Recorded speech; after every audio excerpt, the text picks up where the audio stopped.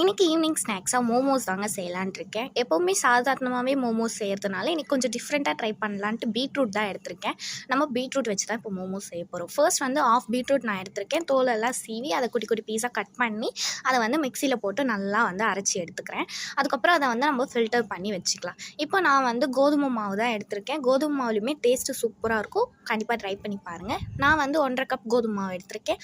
அப்புறம் கொஞ்சமாக உப்பு சேர்த்து இந்த பீட்ரூட்டோட சாறை வந்து கொஞ்சம் கொஞ்சமாக சேர்த்து நல்லா வந்து பிசைஞ்சு வச்சுக்கிறேன்.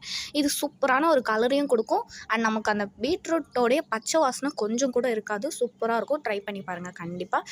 அதுக்கு அடுத்து உள்ள ஸ்டஃபிங்காக கொஞ்சமாக வெங்காயம் கட் பண்ணி வச்சுருக்கேன். அதுக்கப்புறம் கேரட்டு, கொஞ்சமாக கோஸு, கொஞ்சமாக கருவேப்பிலை, ஒரே ஒரு பச்சை மிளகாய் கட் பண்ணி வச்சுருக்கேன். இதுக்கப்புறம் கடாயை வச்சுட்டு கொஞ்சமாக எண்ணெய் ஊற்றிட்டு கடுகு போட்டுட்டு நம்ம கட் பண்ணி வச்சுருக்க எல்லா வெஜிடபிள்ஸையும் ஆட் பண்ணி நல்லா வதக்கிக்க வேண்டியதாக. மசாலாக்காக கொஞ்சம் மஞ்சத்தூள், மிளகாய்த்தூள், அதுக்கப்புறம் வந்து கரம் மசாலா இதெல்லாம் சேர்த்து நல்லா வதக்கி ஸ்டவ் ஆஃப் பண்ணிட்டா ஸ்டஃபிங் நமக்கு ரெடி ஆயிடுச்சு. இதுக்கப்புறம் என்ன நம்ம பிசைஞ்சு வச்சுருக்க மாவு இது குட்டி குட்டியாக உருட்டி அதை குட்டி குட்டியாக வந்து திரட்டி வச்சுருக்கேன் இப்போ நான். இதுக்கப்புறம் இதுக்குள்ளே ஸ்டஃபிங்கை ஃபில் பண்ணிவிட்டு இதை வந்து மோமோ ஷேப்க்கு வந்து நம்ம மடித்து பாயில் பண்ணி எடுத்துகிட்டா மோமோஸ் வந்து ரெடி ஆயிடுச்சு. இப்போ நான் உள்ளே வந்து ஸ்டஃபிங்கை வச்சிடுறேன். ஸ்டஃபிங் வச்சுட்டு எனக்கு இந்த ஷேப் நல்லா வர்றதுனால நான் இந்த மாதிரி ஷேப்பில் பண்ணியிருக்கேன். உங்களுக்கு எந்த ஷேப் நல்லா வருமோ ஸோ அந்த ஷேப்பில் நீங்கள் வந்து பண்ணிக்கலாம்.